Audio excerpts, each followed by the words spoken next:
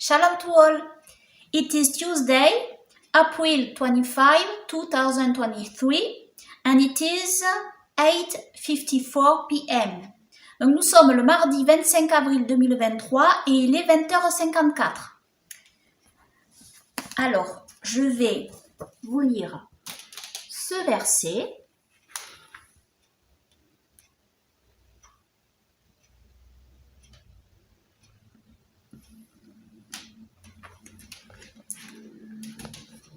La vie éternelle, c'est qu'ils te connaissent toi, le seul vrai Dieu, et celui que tu as envoyé, Yeshua, Jésus-Christ. Jean 17, 3. Amen. Je vais le lire en anglais maintenant, dans la King James. John 17, 3. And this is life eternal, that they might know thee, the only true God, and Jesus Christ, whom thou hast sent. Amen. Amen. Ça, je sais le dire. My accent is not perfect, sorry. Mon accent n'est pas parfait, désolé, mais bon, il faut que je m'entraîne. Voilà. Et donc voilà, là c'est Monument Valley, vous voyez. J'ai un audio vidéo là-dessus, en français, qui en parle. Et je parle de ça. Et je montre ces messas, et qui seraient des arbres géants fossilisés. Alors il y a... Et ça viendrait de l'avant-déluge. Ça daterait de l'avant-déluge, parce que faut savoir qu'il y avait des arbres titanesques à cette époque-là.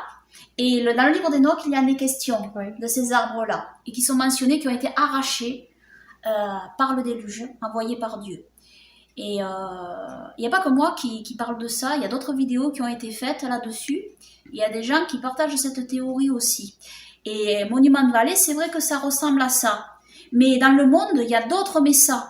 Oui. Et il y en a d'autres qui sont encore plus spectaculaires. On voit vraiment les formes d'un tronc d'arbre, avec les lignes vraiment d'un arbre. Et on a l'impression vraiment que ce sont des arbres titanesques, fossilisés, qui ont été coupés au niveau du tronc, vraiment à la base. Et qui auraient formé ces messas qu'on voit. Alors c'est une théorie, mais moi j'y crois, je pense que c'est vrai, et ça correspond en fait avec les récits bibliques qu'on a, notamment dans le livre d'Enoch. Vous l'avez pas dans les autres livres bibliques. I made a video about gigantic fossilized trees.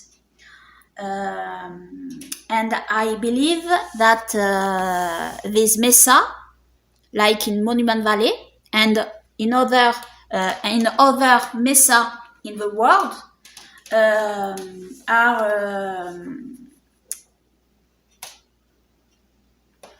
fossilized tree, gigantic, described in the Holy Book of Enoch. And I'm not alone to believe on this. Many videos have been made by other people on this subject, and it is very interesting. And in my opinion, it is very accurate with the story of these trees, gigantic trees described in the book of Enoch. Shalom à tous. Alors voici cette nouvelle audio-vidéo. Donc ça va pas être très très long, mais parfois ça n'a pas besoin d'être long pour être perspicace en fait. Donc ici, preuve de la véracité du Saint Livre d'Enoch par la découverte d'arbres géants fossilisés ou pétrifiés, on pourrait dire. Alors qu'est-ce que la fossilisation? Qu'est-ce que la pétrification? En réalité, c'est lorsque, par exemple, on va parler donc du bois. On a retrouvé donc des forêts pétrifiées ou fossilisées, c'est-à-dire transformées en minéral, en pierre. Et ça, c'est avec le temps qui passe. Et donc, je connais pas, je suis pas spécialiste sur le processus de fossilisation, mais en tous les cas, c'est ça la fossilisation. On retrouve, quand il y a des arbres qui datent de très très longtemps, on peut les retrouver fossilisés. Il y a des forêts, c'est connu. Aux États-Unis, il y a une forêt d'arbres pétrifiés. Donc des arbres qui sont transformés en pierre. Donc on va voir ça. Et alors ce qui est très très intéressant, il y a un point très très intéressant, c'est que il y a des arbres titanesques, c'est-à-dire des souches d'arbres pétrifiées titanesques. Et pour ma part, c'est une évidence. Alors, ces souches d'arbres pétrifiées titanesques, ça s'appelle des messas. C'est-à-dire, c'est des plateaux, des montagnes, mais comme des plateaux. Le sommet est plat. On appelle ça des tables, donc, messas.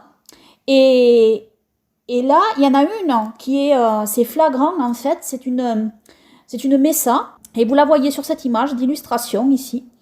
À gauche, vous voyez donc cette mesa. Et ce qui est très particulier avec cette mesa, c'est qu'on voit vraiment, véritablement, que c'est une souche d'arbre pétrifié. Et c'est gigantesque en réalité. Hein. Donc, et ce qu'on voit de très spécifique, c'est les rainures en fait qu'il y a dans l'arbre en fait. Et ça, c'est assez frappant. Hein. C'est quand vous voyez une souche d'arbre, vous voyez cette espèce de cercle les uns dans les autres. Eh bien, on voit la même chose ici. Donc, on voit véritablement qu'il s'agit bien d'une souche d'arbre pétrifiée. Alors, il y a des experts qui ne seront pas d'accord, etc. Mais voilà, c'est une évidence en réalité, c'est une évidence. Et comment des arbres aussi titanesques pouvaient exister en fait? Mais on peut se poser la question, oui, c'est une bonne question. À mon avis, ces arbres-là, c'était avant le déluge qu'ils y étaient. Et on a un détail important que je vais vous montrer dans le livre d'Enoch. Et ces arbres seraient une preuve indirecte, disons, de l'existence donc de gigantisme à cette époque-là. C'est-à-dire qu'il faut savoir que les anges déchus sont allés avec les femmes des hommes, malheureusement, et ont créé des races hybrides, démoniaques, abominables. Ils ont fait ça avec les femmes des hommes, ils ont créé des races hybrides, gigantesques et titanesques, hein, voire titanesques. C'est pour ça que j'ai mis cette image à droite, hein, c'est le clash des titans.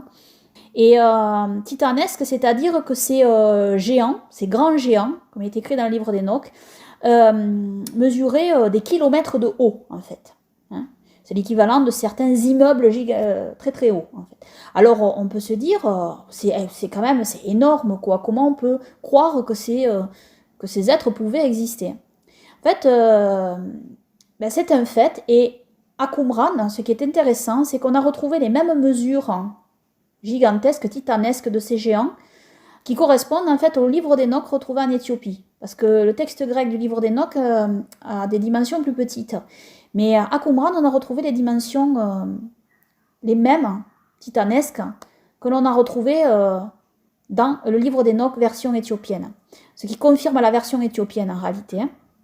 Donc c'était des titans, les mêmes titans qui sont décrits dans la mythologie grecque en réalité. Et ces titans ont existé avant le déluge. Après le déluge, il y a eu des géants qui étaient grands, mais moins grands en fait. Hein. Alors probablement que les hommes ont continué à trafiquer avec les démons et ont créé d'autres races hybrides. Donc, ce qui est intéressant dans ces arbres-là, c'est que on peut penser en fait que la démesure de ces arbres, c'est quand même assez étonnant. C'est très étonnant d'ailleurs. Alors, je n'affirme pas ici. On peut pas en être sûr, en fait. On peut pas en être certain. On se demande pourquoi ils étaient si grands. Parce que l'être humain... Alors, on a retrouvé des grands arbres. Hein. Il y a des grandes forêts avec de très grands troncs d'arbres qui datent de milliers d'années. En tous les cas, on constate une chose, c'est que ces arbres semblent correspondre avec la taille des titans, en fait. Est-ce que les titans ont fait des croisements de plantes aussi ? On ne sait pas, en fait. Ce qu'on peut constater, c'est que tout ce qui touche aux anges déchus touche aussi au gigantisme, en fait. C'est titanesque, c'est géant. Donc les arbres, ici, on a l'impression aussi que c'est pareil. C'est déjà des arbres titanesques, en fait, et gigantesques. Et donc, pour ma part, c'est une preuve indirecte, c'est certain, mais c'est une preuve en fait de la véracité du livre d'Enoch que je vais vous montrer. Le passage du livre d'Enoch, un passage particulier du livre d'Enoch, parce que ce qui est particulier avec ces souches d'arbres, c'est que visiblement, ces arbres titanesques ont été coupés au tronc, comme si quelque chose les avait sciés, complètement sciés. Voilà. Donc, bon, aussi, il y a des arbres qui tombent naturellement, hein, qui meurent naturellement, et il ne reste plus que les souches. Donc voilà. Mais à mon sens, ces arbres-là, ils correspondent avec un passage du livre d'Enoch. Et on va le lire donc. Alors, c'est Enoch chapitre 83. Et maintenant donc, je vais te montrer, mon fils Mathushala, toutes les visions que j'ai vues. Donc c'est Enoch qui parle. Je vais les raconter devant toi. Je vis 2 visions avant de prendre femme, et l'une ne ressemblait pas à l'autre. La première, quand j'en prenais à écrire, et la deuxième avant de prendre ta mère, je vis une vision terrible, et à leur sujet je suppliais Yahweh. J'étais couché dans la maison de Malalel, mon grand-père. Je vis en vision le ciel abattu, enlevé et tombant sur la terre. Et lorsqu'il tomba sur la terre, je vis la terre engloutie dans un grand abîme. Donc ici, Enoch, en fait, il a une vision envoyée par Elohim avant le déluge, que justement un déluge allait arriver. Les montagnes suspendues sur les montagnes, les collines s'abîmant sur les collines, et de grands arbres séparés de leurs troncs, projetés et submergés dans l'abîme. Écoutez bien ici. De grands arbres, séparés de leurs troncs, projetés et submergés dans l'abîme. Amen. Alors une parole tomba dans ma bouche et j'ai levé la voix pour crier. Je dis, la terre est détruite. Alors Malalel, mon grand-père, m'éveilla, comme j'étais couché près de lui, et me dit, pourquoi cries-tu ainsi, mon fils, et pourquoi gémis-tu de la sorte? Alors je lui racontai toute la vision que j'avais vue, et il me dit, de même que tu as vu une chose terrible, mon fils, et quelle est terrible la vision de ton songe sur les mystères de tous les péchés de la terre, ainsi elle, la terre, est sur le point d'être engloutie dans les abîmes et d'être ruinée d'une grande ruine. Maintenant, mon fils, lève-toi et prie le Seigneur de gloire, puisque tu es fidèle pour qu'il reste un reste sur la terre, et qu'il, Elohim, n'anéantisse pas la terre tout entière. Mon fils, tout cela doit venir du ciel sur la terre, et il y aura sur la terre une grande ruine. Alors je me levai, et je priai, je suppliai, et je demandai, et j'écrivis ma prière pour les générations du monde, et je te montrerai tout, mon fils Mathushala. Or quand je me rendis en bas, et quand je vis le ciel et le soleil se lever à l'orient, et la lune descendre à l'occident, et de rares étoiles, et toute la terre, et tout ce qu'il a fait au commencement, je bénis le Seigneur du jugement, et je l'exaltai, parce qu'il fait lever le soleil par les fenêtres de l'orient, de sorte qu'il monte et qu'il brille à la face du ciel, et qu'il se met en route pour parcourir la voie qui lui a été montrée. Amen. Écoutez bien ici, c'est extraordinaire, mais il est écrit dans le Saint Livre d'Enoch ceci, les montagnes suspendues sur les montagnes, les collines s'abîmant sur les collines et de grands arbres séparés de leurs troncs. Voilà, de grands arbres séparés sur leurs troncs. Pour ma part, je suis sûre, je suis quasiment sûre à 100% que ces arbres-là, elles correspondent, en fait, ces messas que l'on voit, ces arbres, ces souches d'arbres pétrifiés correspondent avec ce verset du livre d'Enoch. Et à présent, je vais vous montrer différentes photos. On va regarder différentes photos de ces arbres-là. Alors, ici, la photo que vous voyez à gauche, celle-ci, c'est dans le Wyoming, d'accord? Donc, c'est une drôle de montagne, en fait, c'est une sorte de mesa, mais on voit très bien que c'est un tronc d'arbre en réalité. Hein. Ils ont comparé, en fait, une image d'un tronc, on va dire, de taille ordinaire, d'une souche d'arbre, de taille ordinaire, avec. Hein. Et ils ont recomparé aussi les racines d'un arbre, voyez, ici, avec cette montagne, voyez.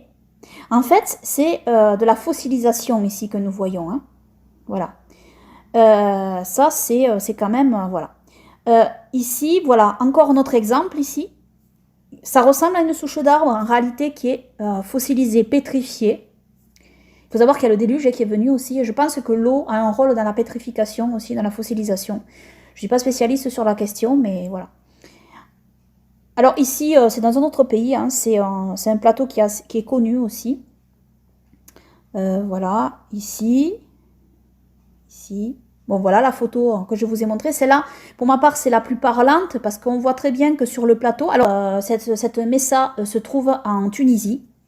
Donc voilà, et c'est pour moi, c'est la plus parlante. On voit véritablement que c'est vraiment une souche d'arbre à cause en fait des cercles, en fait, des rainures hein, que l'on voit sur n'importe quel arbre en réalité. Alors ça, c'est Monument de Vallée. Hein.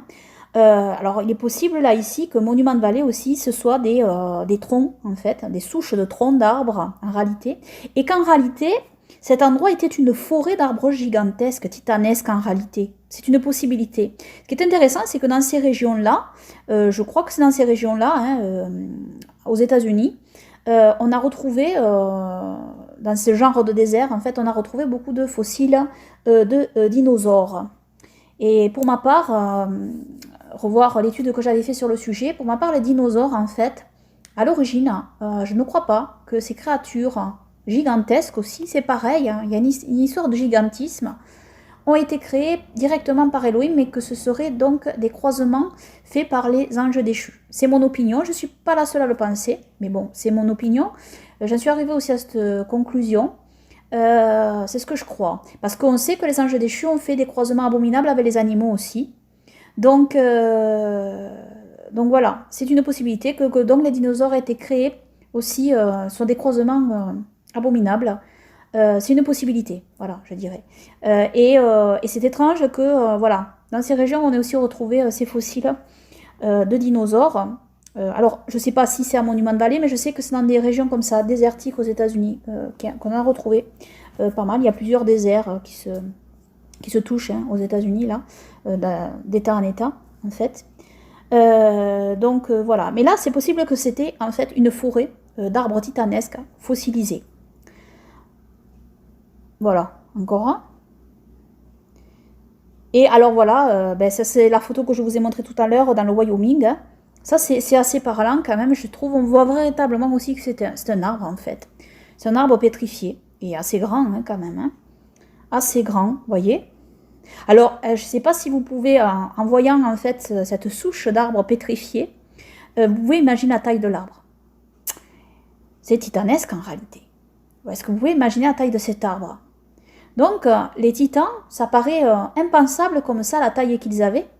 Mais quand on voit la taille de ces arbres, voilà, ça correspond en réalité aux titans qui sont décrits dans le livre d'Enoch, dans la Sainte Torah des Jubilés aussi, et qui, heureusement, ont été détruits par la main d'Elohim. Ils se sont fait la guerre entre eux, et puis après, leur esprit est sorti de leur corps, c'est ces démons en fait qui errent sur la terre. Elohim en a enfermé 9 dixièmes, il en a laissé 1 dixième donc dehors, pour punir les hommes en fait qui ne suivent pas Elohim.